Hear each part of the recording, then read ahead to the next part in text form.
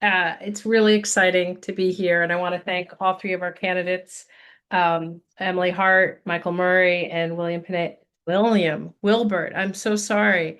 I'm a little nervous, so I'm going to slow down for being here tonight, and plus all the other people joining us.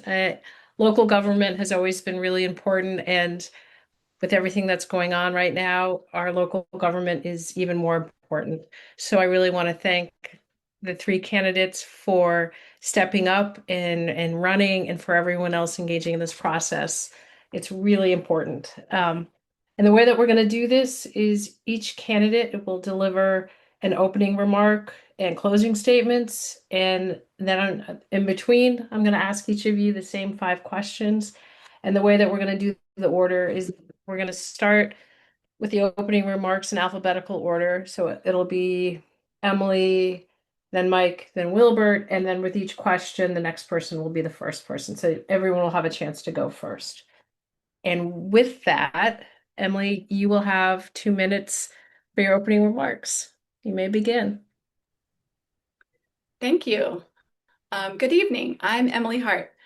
Thank you for taking the time to be here tonight, and thank you to Justin Klakota, Susan Rice, and the Ward 7 Democratic Committee for hosting this conversation, and to you, Carrie, for moderating. Somerville has been my home for over 20 years. It's where I've built my family and where I'm raising my daughter. I've helped fix gas leaks and plant trees, pushed for safer streets, and worked to make our schools more inclusive. As a UMass Boston educator, union organizer, and nonprofit director, I've spent my life fighting for climate resilience, women's rights, and economic justice. When I first moved to Somerville in 2004, I was working as a union organizer. One of my first campaigns was supporting the workers at the Royal Linen Industrial Laundry near Union Square. These workers, primarily immigrants, worked in difficult conditions for low pay. Over the course of months, I built strong relationships with the workers and supported them in finding common ground and shared purpose. Ultimately, our efforts led to a successful union election. The workers won a contract with good pay, benefits, and safety improvements. This experience inspired me, and it taught me that local action with trust, focus, and determination can make a profound difference in people's lives. I'm running to be your Ward 7 City Councilor so that with that same trust, focus, and determination, together we can build a Somerville that truly works for everyone. I'm ready to hit the ground running on day one, fighting for our public schools, reliable city services, and housing that is affordable. I will be a councilor who listens, organizes, takes leadership, and gets things done. Now more than ever, we need strong local leaders that can stand up for our community and our values. I humbly ask for your vote on September 16th and November 4th. Thank you. Thank you, Emily. Michael Murray, you have 2 minutes and you may begin now.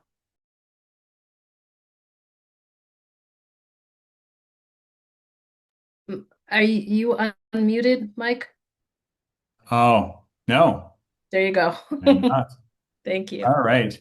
Well, I was saying thank you, Carrie and Justin and Wilbert and Emily and the Democratic Committee for having us here and holding this event. I really appreciate it. I'm running for Ward 7 City Councilor specifically because got very tired of walking by the giant dirt pit in the middle of our main square. And so I'm going to start with that because that's really what motivated me to get into this. The pit is owned by Bino Pradhan. I emailed him on March 2nd, 2025. I did not hear back from him. I emailed him again on June 7th, 2025, looking to reach out and talk. He again did not respond. But to go over what's happened in the history of the pit, it had a fire in 2011 on October 29th. In 2014, a four-story mixed-use project was approved to be built by the Zoning Board of Appeals. In 2015, Anuj Pradhan and 1154 Realty Trust purchased the pit property for $800,000. And on November 4th, 2015, it was granted to Bino Pradhan. In 2018, the Zoning Board of Appeals proposed and approved a six-story, 75-room boutique hotel. In March 31st, 2022, Ward 7 City Councilor at the time, Judy Pineda Neufeld, and others announced on Facebook the excavation had begun on the site of the Teele Square Hotel. And on May 8th, 2025, Councilor Neufeld hosted a Zoom meeting with BNO and developers where they informally proposed an 8-story hotel. So other things that are facts, and I just want to report facts, is that BNO is a member of this very democratic committee that's hosting this event. He's maxed out his donations to Judy Pineda Neufeld and other people. And my observation about these facts is that this isn't working. Like, it's not working for Teele Square. It's not working for Ward 7 because we've had a giant dirt pit in our main square for 13 years and counting. So we really need a different kind of energy if anything's going to change. And it seems like without that, nothing is going to change. Thank you, Mike. Wilbert, you will have 2 minutes and you may begin now. Hello, everyone. I want to first thank you for joining tonight, hearing this forum. Thank you to the Ward 7 leadership team, Chair Justin Kokoda, and to the youth watching at home, my friends, my family, and the community of Somerville. It's an honor to be here fighting to represent you. My name is Wilbert Pineda. I'm a proud son of Salvadoran immigrant parents. I grew up right here in our ward on North Street Public Housing. My campaign is bigger than me. I'm running for the young people and the old people of Somerville to tackle the problems we face on a daily basis, from food security, housing, our roads, and schools. Environmental challenges. I can't mention basic needs without talking about many fears in our community are experiencing in this moment. To the Somerville community, I say tonight, you deserve to live without fear, having to look over your shoulder, wondering if you're going to be the next target of an abduction by federal agents. You deserve to walk, run, ride, eat, play, work, and live in Somerville. This city and our community was built on diversity, and our immigrant communities, let's not forget that, ever. As your next city councilor for Ward 7, I will not only fight for the constituents of Ward 7, but also for the good people of Somerville. You deserve to be here. I'm ready to serve. Finally, I want to take a moment to address my health. It is true that recently I was diagnosed with cancer. I've had 2 operations and started chemotherapy yesterday.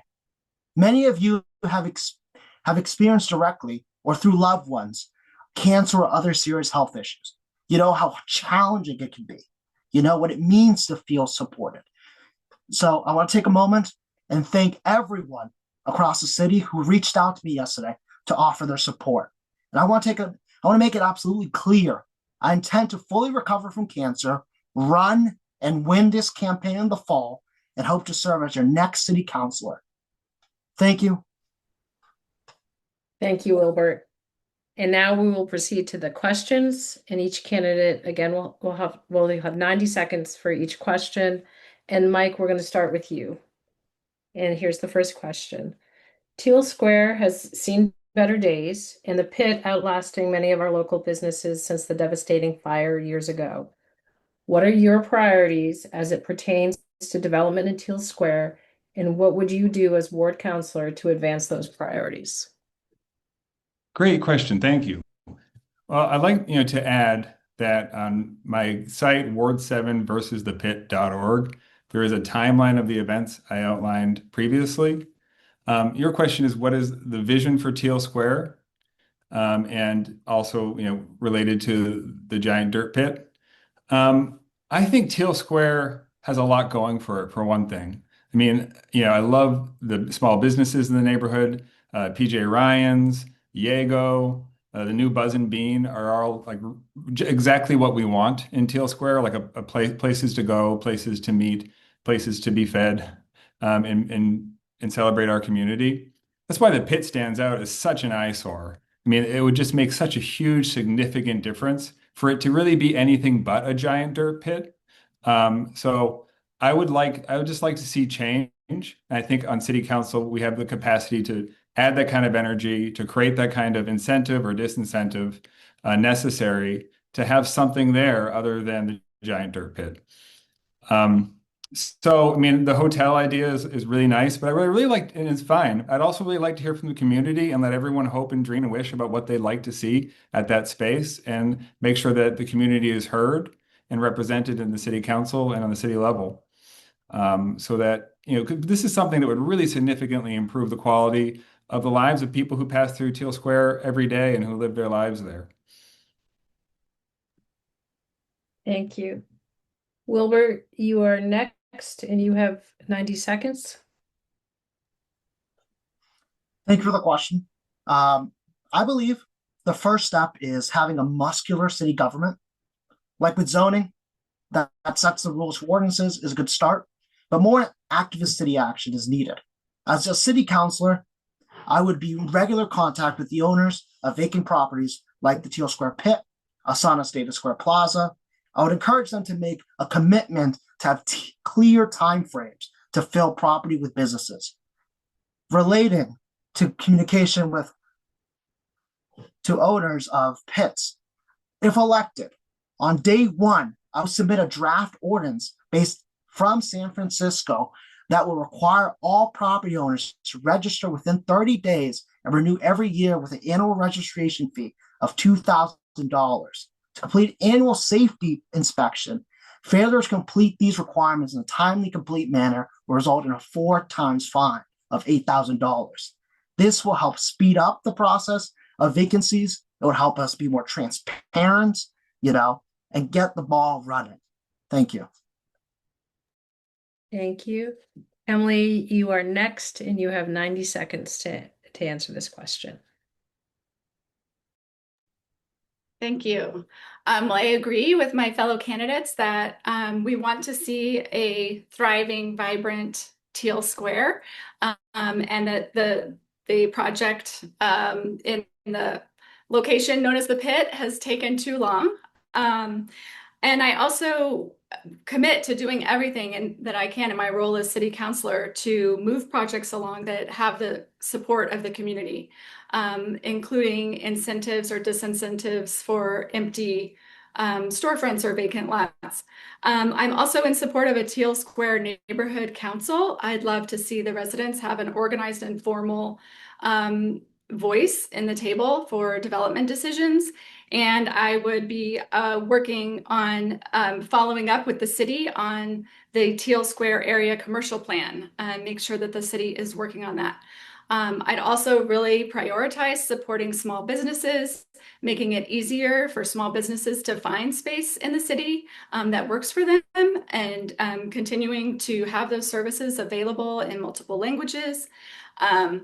And we need to continue to invest in our small businesses. I also think that small businesses should be at the table and have a voice in development decisions, and also have better lines of communication with the city so that the city is letting them know more clearly and in a timely way about construction projects and things like that that impact them. Thank you. Thank you. And I just want to let everyone know that I will read the questions, but they will also, Justin's putting them in the chat along with the timer. If you are, 1 minute remaining, 30 seconds, 15 seconds, just so we're fully transparent. Okay, so then the next question, number 2, is both citywide and in Ward 7, Somerville is facing public safety challenges, from unsafe high traffic roadways to well-publicized concerns over safety in Davis Square. Somerville has room for improvement. What are your top 3 priorities to improve public safety, and what would you do as ward councilor? Wilbert, you have 90 seconds. I think it starts with compassionate leadership. So I have worked for the city of Somerville in Health Human Services, and I personally have seen walk through Davis Square and seen the uptick of folks who are having a mental health issue. And as someone who has a perspective of health, I believe number one start is providing them resources for them to be informed of the resources that are available in our community, that the city is providing, that the state's providing, that great organizations such as the Somerville Homeless Coalition is providing. And just provide them the basic needs that my campaign is about. the basic needs of food security, the basic need of, housing, basic needs just coexist. Because I feel like in more recent months, there's been a push to push folks from our community that may be unhoused, who may be drug addicted, and that's wrong. Everyone deserves to be here in Somerville. It's figuring out a plan that allows them to be here. And that's why I'm running. Thank you. Thank you. Emily, you are next, and you have 90 seconds for the same question. Thank you. I think public safety is a top priority for me, and I think it should be for the city as well. In regards to our roads, I am very supportive of the city's Vision Zero goal, and moving forward with the things that we know save lives, such as traffic calming measures. I think it's important that as those are implemented, that it's done in a way that the community is involved, and so there's good information, timely information, and impacts can be predicted in advance. In terms of public safety issues in Davis Square and substance use, I think we absolutely need to do a better job of addressing mental health and substance use crisis. And we also need to not compromise on resident safety. Our public squares and parks and sidewalks should be welcoming and accessible to everyone.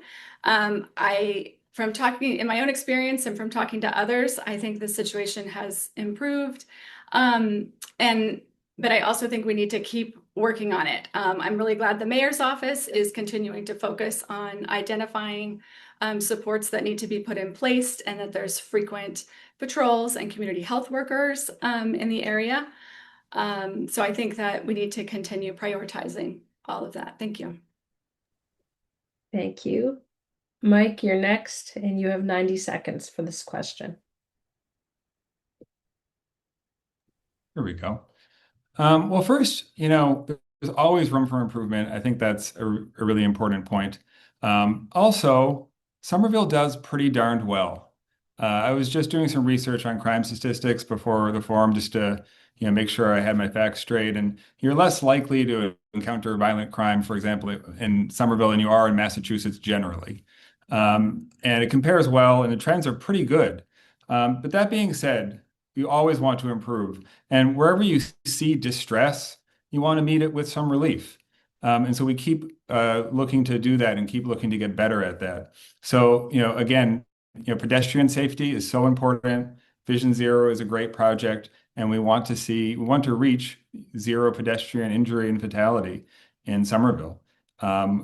Another thing that comes to mind for me as far as public safety is thinking about the different kinds of response teams we have. I'm supportive of unarmed response teams, which are being experimented with and used in some cities, and kind of worked out how can this work when sometimes there are things that don't need someone with a gun to come respond to, and perhaps it would be safer if the person who came to help was not armed. So that's an important thing, because we ask so much of our police officers. We ask them to do 1,000 different jobs, and we'd like to reserve our police officers' attention on the things that we need them the most for. And then I think of, this is a kind of a big issue, but it's so important. Rumeysa Turk was abducted off our streets, and that was such a disaster. And I don't know if any local folks or anybody on Somerville's payroll was aware of this violation of the Constitution in process, but if they were, I hope that they would do anything they could reasonably to stop that, because we all study the Constitution and we all know that it's not okay to take somebody off the streets because of an op-ed. So that needs attention as well. Thank you. We are now on to our third question. Somerville's largest budget item is our schools. In addition to past school closures in the West, the Winter Hills School needs to be rebuilt and potentially combined with the Brown School. And our city has billions of dollars in additional anticipated infrastructure upgrades. How would you expand educational opportunities on the west side of the city? And what opportunities do you see to increase city revenue to advance our budget priorities? Emily, you are going first this round.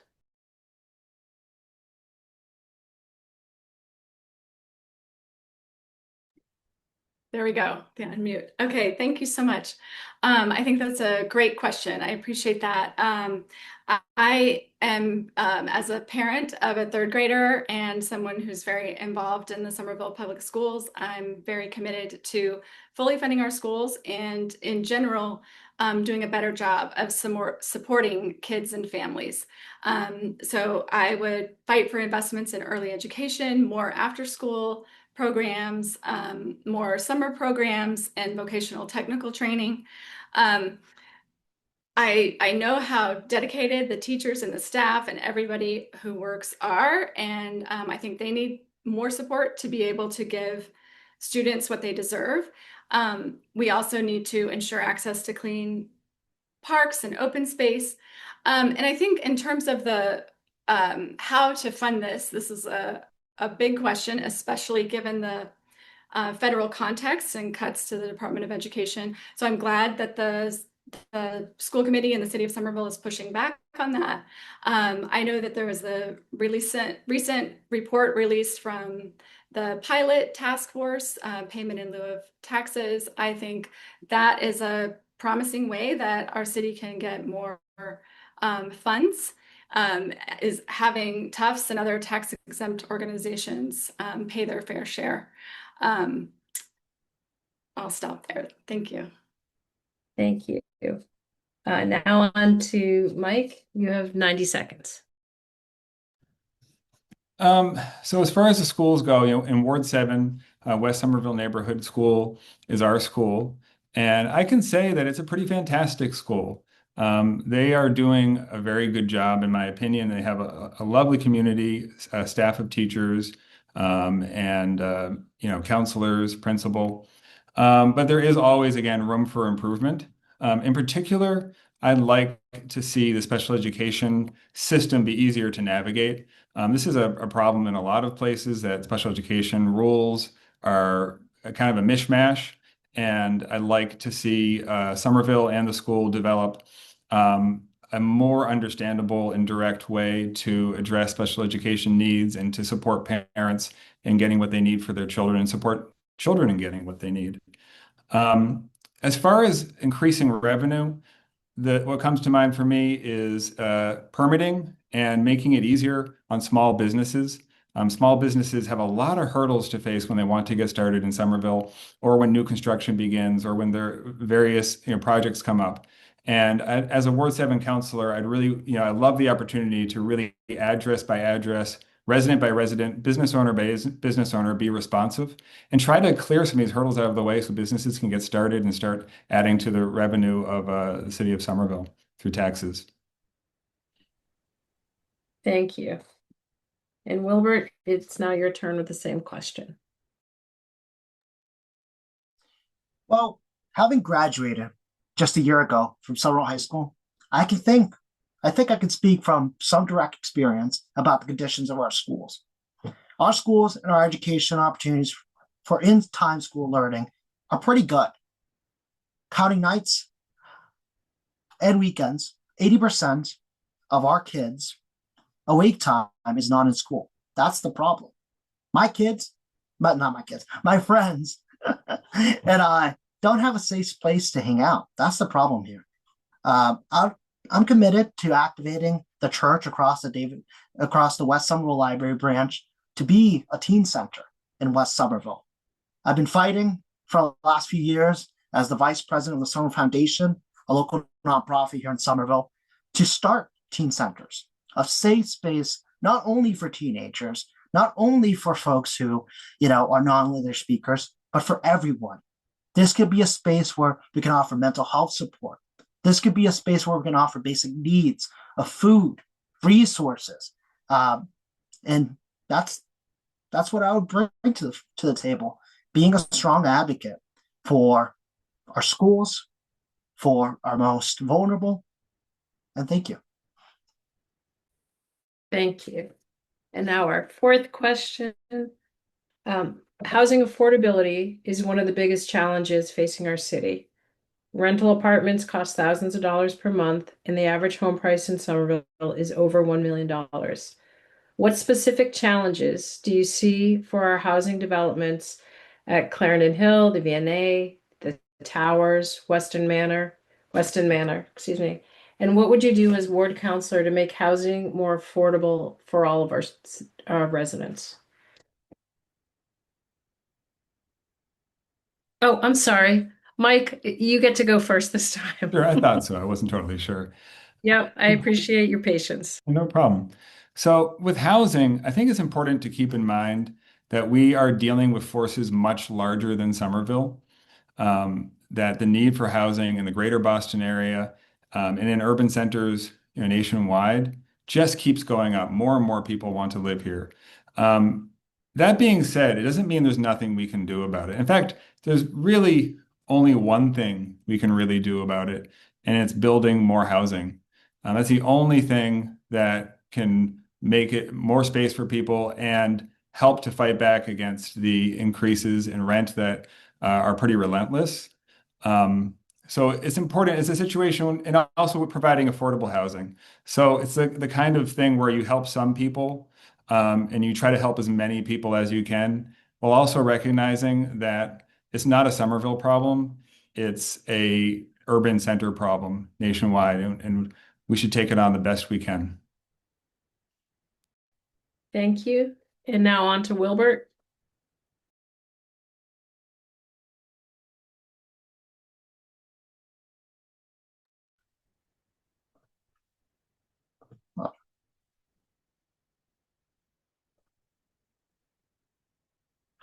Sorry, my screen went black.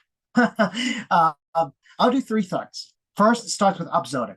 I'd start by following our neighbors in Cambridge with upzoning. Zoning sets the rules that private developers need to follow. Somerville has been a leader and has sustained the highest density in New England. It is time for us to put above the bar a notch on density. Public and private partnerships. Second, Cambridge upzoning does not go far enough. Upzoning on its own attracts more luxury options.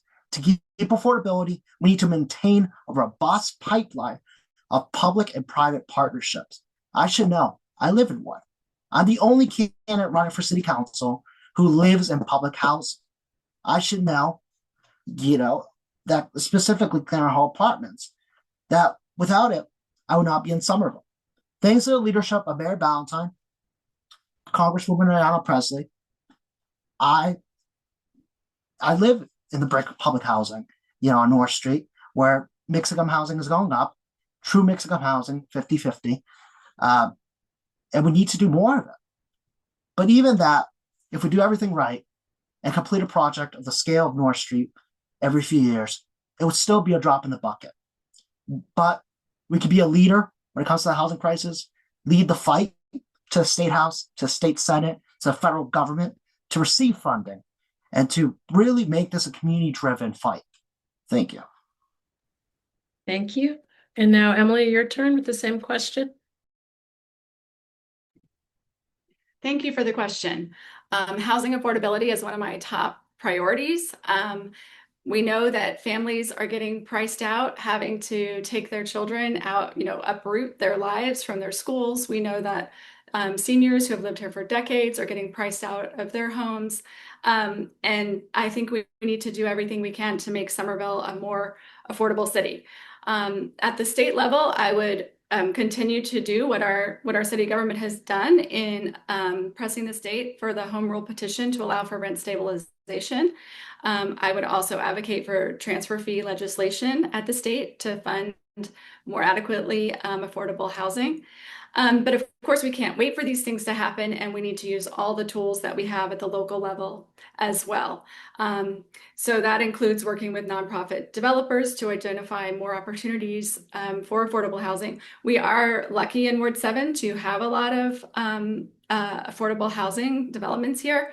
And, I would definitely keep working with the residents there through the transitions that are going on at Clarendon Hill.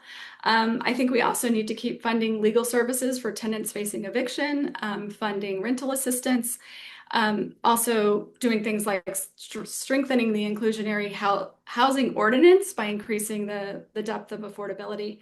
And I would also advocate for tax relief for landlords who keep rent below market rates. I think that is another tool that could be useful in housing affordability for across the board. Thank you. Thank you. And now we're moving on to our fifth and final question. What is the role of ward councilor, and what uniquely qualifies you for this role? What do you see as the appropriate role for the Somerville City Council regarding national and international issues? And we'll begin with you, Wilbert. Thank you for the question. For the last 8 years, I've been working in the community. I've been working on food security with Somerville Food Coalition. I've been a nonprofit leader, the youngest in Somerville for the Somerville Foundation. I've been on boards. But most importantly, I've been on the ground. So, I've worked with politicians, elected officials. I've worked with, a bunch of folks. And I think what a city councilor is, it's a liaison. It's a liaison between City Hall and city constituents. It's your advocate. It's the person you call to say, hey, that pothole I have, 301 didn't come to fill it. That's what a city councilor is. But most importantly, a city council is someone who, leverages the little power it has. Most of the power is zoning. The city council has incredible power when it comes to zoning, but leveraging it for the betterment of the community and to be an advocate. Thank you. Thank you. And now on to Emily.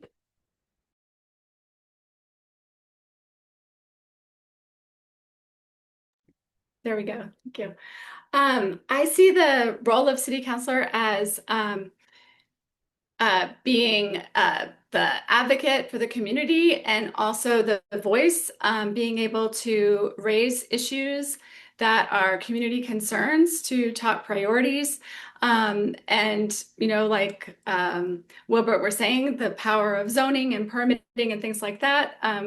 We know that in the past few years, councilors have also been able to submit budget priorities and, can really raise up issues for more attention. It's also important to have the good relationships with the state delegation. I think, and be able to advocate for things that affect the community. I would really be focused on things that we can accomplish together here in Somerville, bringing people together to make changes that affect people's daily lives. Thank you. And Mike?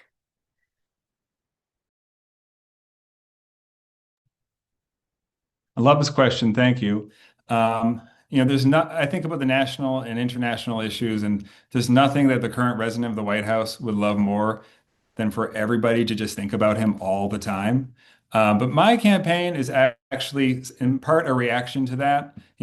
Because I want to pay attention to my community that I live in, and I am very concerned about national politics, and I am active as far as resistance to this administration. But one of my acts of resistance is noticing the pit and saying my community could really use some help with this. This is not okay to have a giant dirt pit in our main square for 13 years and counting. And this is something that would really make a difference in our community. And like I said, the larger forces would love us to not pay attention to our community and just live rent free in our heads. But I'm saying no. And I think the job of the Ward 7 councilor is to represent Ward 7 very specifically and very locally, address by address, resident by resident. What a gift of a job to have that opportunity to represent people so personally. So I would really look forward to that opportunity. And the last thing I'll just point out is that the city council does specifically have powers related to real estate and related to zoning. So the city council role is quite relevant, or very relevant, to the issue that I am highlighting. But I would like to take that same energy to other issues as well.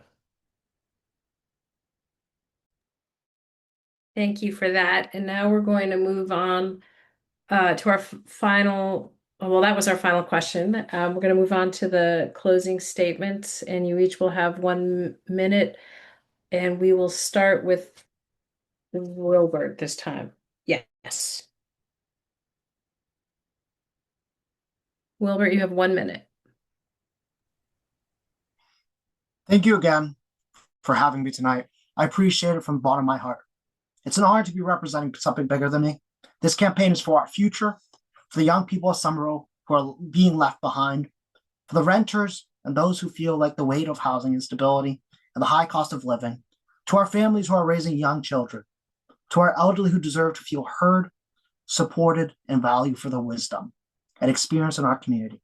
I hope I can count on your support to endorse my candidacy for City Council Ward 7, but also your support during September 16th preliminary election and our general election on November 4th. For the youth, for our future, and for Ward 7. Thank you. And I want to apologize. I was reading the last order. Actually, Emily, you should have started this if we were to keep rotating. So I'm going to go to Emily and then Mike, and I apologize for shaking up the order. No problem. Thank you again for the opportunity to participate in this conversation tonight. We have a lot of work to do to make Somerville a more affordable, climate resilient, and safe place to live for everyone. And I'm very eager to do that work with all of you. With over 20 years living in Somerville and working on local issues from climate resilience to good jobs, from street safety to more inclusive schools, I'm ready to get to work on day one. My leadership is informed by my experience building relationships and bringing people together. I will listen, organize, stand up for our values, and find practical solutions to the challenges we face. I am proud to have the support of outgoing Councilor Judy Pineda Neufeld, and I plan to build on the work that she has done to get results for the residents of Ward 7. I would be honored to have your vote on September 16th and November 4th. Thank you. Thank you. And Mike, you will have the final word. Great, thank you. And thanks for doing this again, everybody. Another funny phenomenon that is also relevant to national politics is the way we just get used to things and kind of take them for granted as normal. And that includes a giant pit in our main square in Ward 7. We walk by it, maybe we don't notice it anymore, but it is, in fact, absurd that it's been there for this long. And it really does affect the feel of the neighborhood. When something is there, be it a hotel or a park or some sort of publicly useful building or a resource, you will notice the feel of a neighborhood improve. It will help the local businesses. It will improve the value of local properties.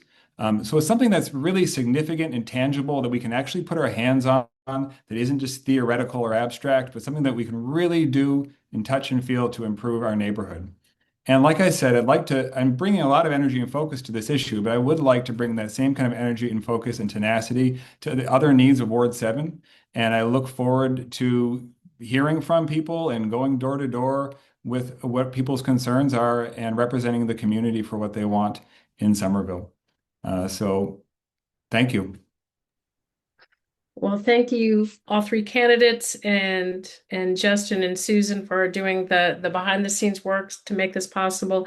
And thank you for all the folks who have shown up tonight and are engaging in the democratic process. I can tell you it does my heart good to see a strong turnout, especially with everything going on. So I want to thank all of you, especially the three candidates, for stepping up.